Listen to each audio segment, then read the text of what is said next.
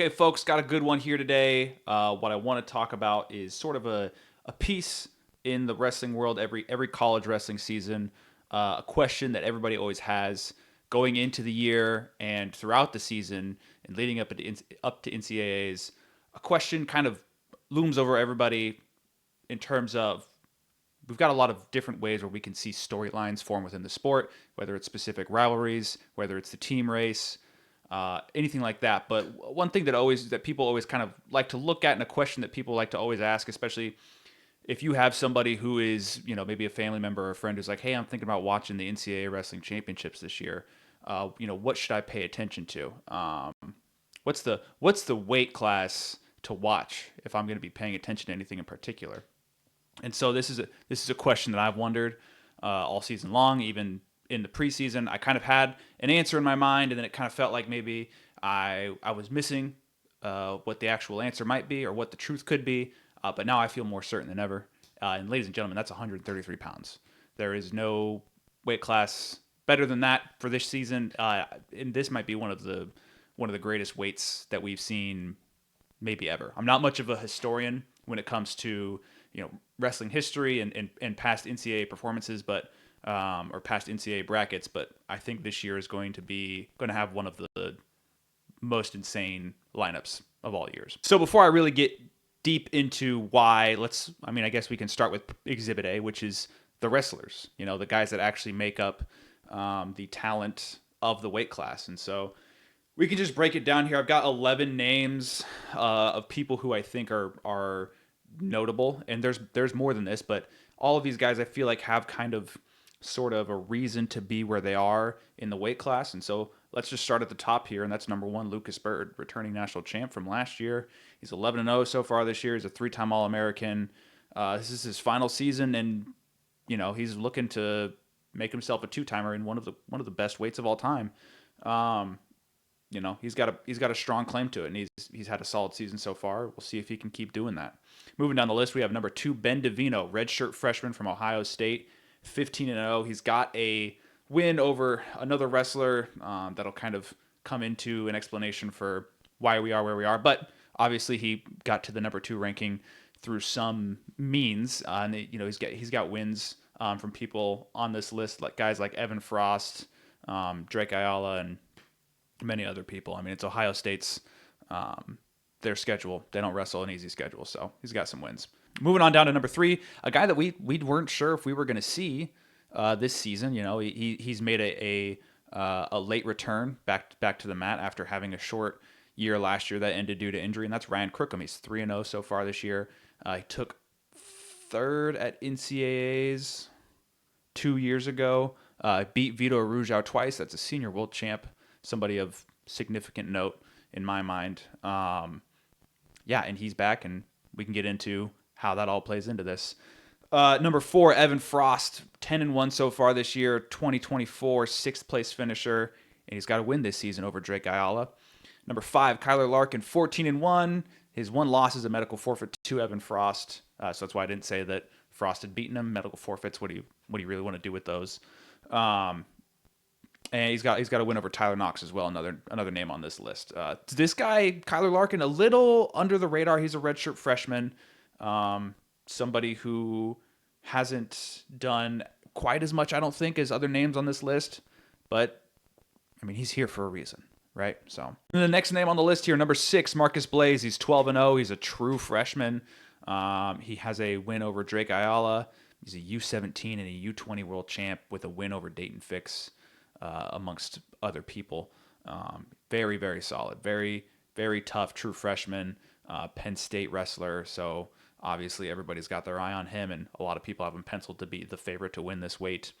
And we can look at why that is or isn't the case. But moving on, number 7, Tyler Knox, 8-3. He's taken some lumps this year. Losses to Frost and Blaze and a third person who I cannot remember right now. 8th in 2025. Maybe the person on this list who you're saying, is this the odd man out amongst this group? Next, number 8, Jacob Van D, 12-1. That one loss was his first match of the year. He was in the lead, and I think he got caught and pinned or thrown to his back, something like that. Took 7th last year at NCAAs.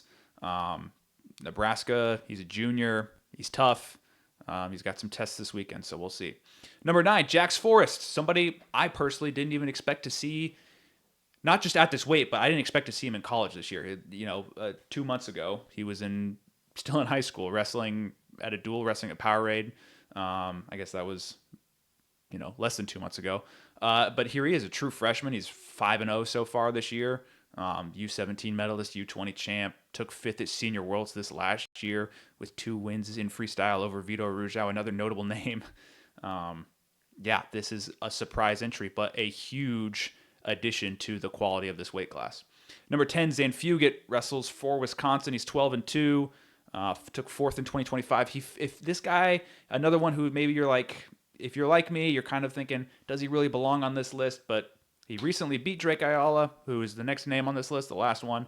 And he's somebody that you got to say, yeah, he didn't have a great season last year. He finished it in fantastic fashion. He's got some questionable losses this year, but he's here for a reason. What is that reason? And finally, Drake Ayala. He's 4-5 so far this year. Had a tough start to his season. 2-time NCAA finalist. Rough season, but he's been tested. He's made it to the finals at NCAAs at the Big Dance twice. So there's a reason that he's here. So here's our list, and maybe you're asking, well, what's different about this group than anybody else that we've seen? Any other list of a top 11, whatever number, whatever that number is the number we're stopping at from any other weight class. Well, I mean, all of these guys, they have something going on, right? Lucas Bird is a national champ. Ben DeVino has elite wins and crazy attack and scoring rate. Ryan Crookham has elite wins. Evan Frost has shown that he is not only capable of wrestling at this weight, which is something that was seriously in question after last year, after it seemed like the weight cut really started to get to him towards the end of the year. But he's starting to really find his stride. His one loss this year was a 1-score match against number 2 Ben DeVino. Kyler Larkin, another freshman, and that is sort of the element to all of this, is the list of freshmen here, right? So between the true and redshirt freshmen in here, we got Ben DeVino, Evan Frost, Ben DeVino, Kyler Larkin, Marcus Blaze, and Jax Forrest. I mean, to have that core group between redshirt freshmen and true freshmen, this is big, right? And so before Jax Forrest got into the scene, it really felt like this was a good weight class, but this is sort of a three-man race between Bird, DeVino, and Blaze. And the reason Blaze is one of those title contenders, but is only at 6, is because he's got such a limited schedule in terms of the quality of competition.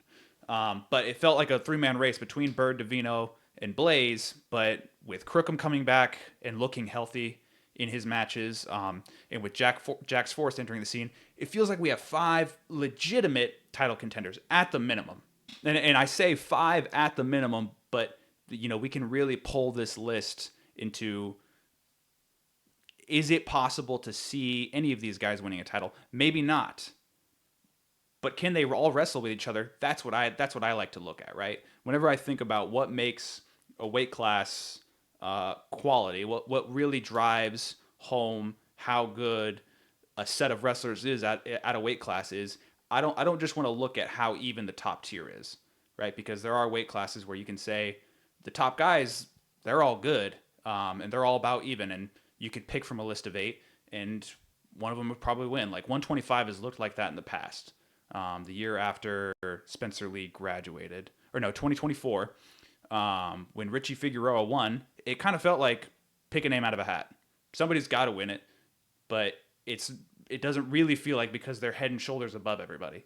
But not only do we have that here, where these guys are all competing with each other, but it feels like, or not only, it feels like they could compete with each other, they have these accolades, they have these accomplishments that kind of put them in this upper echelon, in this tier where they're not just excited about the fact that they're going to be competitive for a spot on the podium, but they've shown that they're high quality and exciting wrestlers. And I think that that's a major element that people don't really pay attention to, is the fact that these guys, they all try and put up points. Lucas Bird might not be like a bonus point machine, but everybody's going out there and trying to score. Marcus Blaze, Jacob Van D, Jax Forrest in particular, somebody who's must see TV every single time he goes out there and wrestles. Um, yeah, I can't find a group, a top tier, and you can go ahead and separate this into two tiers. I guess you would want to say tier one is Bird, Davino, Crookham, Frost, possibly, maybe Larkin, Marcus Blaze, and Jax Forrest. Then you want to say Tyler Knox, Van D, Fugit, and Ayala are in that tier two, and maybe you can do something different with Frost and Larkin. But even still, this group is something to watch, and that's another thing is everybody on this list in a regular season would have a legitimate opportunity, would have a legitimate reason to say this is an all-American level guy. But we have 11 names listed here. So, bare minimum, 3 of these guys aren't going to make the podium. Might be more. There might be some people who I haven't listed here who are going to make some deep runs or do what Zanfugit did last year and, erupt during the postseason, have a crazy run, something like that. But you don't normally see a weight class where you have a lot of people talking about the national champ, the returning defending national champ, not being in contention, not being in consideration to be the guy to win the weight, even though all he's done since winning a national title is continue to win. So it's just a way, and not only do you have folk style accomplishments, but you have freestyle accomplishments as well. You have a senior world team member who started their first semester of college in this weight, and he was as close to winning a senior world medal as it gets. And so if you're listening to this, you might be saying, well, other weight classes should be considered for being the best weight class of the year or being one of the best weight classes of all time. Why isn't 157 pounds one of those weights that you would look at and say, what do we have here, right? I mean, so I look at it and I think about, well, yeah, PJ Duke's there. He was a senior world team member this last year. That's a notable name. You have Meyer Shapiro, one of the most electric wrestlers of all time. But you have other elements to this, right? Like the number one guy in the country, Brandon Cannon, he didn't even place at 157 last year. Entrell Taylor has, for the first half of this year, not looked like the same person that he did last year.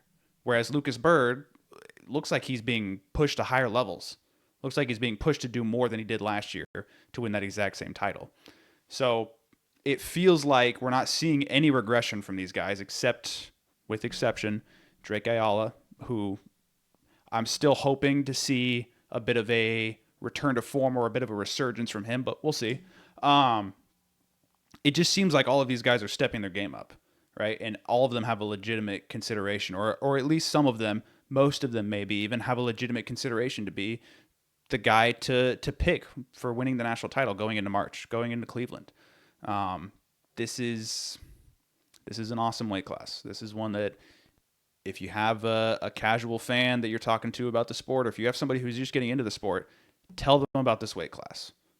What happens in March at 133 pounds in Cleveland, every single round. It's going to be exciting to watch.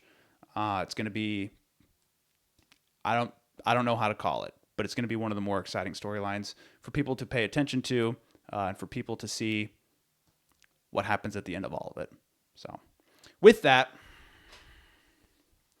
I think I'm going to say my pick to win this weight. I want to go personally because I like the storyline of I won it last year and people still doubted me. I want to go with Lucas Bird. I want to go with the number one guy, even though while that would normally feel like the easy call to make, everybody else wants to pick Ben Davino. Everybody else wants to pick Marcus Blaze. Everybody else wants to pick Jax Forrest or even Ryan Crookham. Let's see Lucas Bird do it. I think we're counting him short. Counting him short. But yeah, that's what I got today. Let me know what weight class you think is deepest, best, whatever you want to call it. So yeah.